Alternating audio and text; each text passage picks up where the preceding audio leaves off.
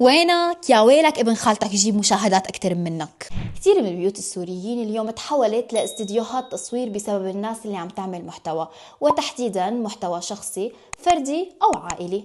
مو مهم، المهم انه اجواء البيت بتكون كل النهار عن الاضاءة والتصوير والمونتاج، واغلب الاحاديث اليومية بتكون عن الفيو واللايكات والريتش. بتكون رايح لعند قرايبينك بتسأل عن الحجة بيقولوا لك بالمطبخ عم تصور برنامج الطبخ تبعها، والطبخة اليوم يا لنجي. بتسن اسنانك وتقول الا ما يلحالي شي 3/4 حبات، واذا بتتفاجأ انه التصوير ما بعد الاستواء كان امبارح، والحجة اكلتهم بأرضها لانه اصلا ما كانت عاملة شي يكفي العيلة كلها. بالغرفة الثانية بتلاقي مكتوب ممنوع الدخول باللون الزهري، بتيجي بتسأل شو في ليش ممنوع الدخول، بيقولوا لك هي سيد للفصعونة صفحة 11 عم تصور محتوى صفحتها على الانستغرام شي تغندرة.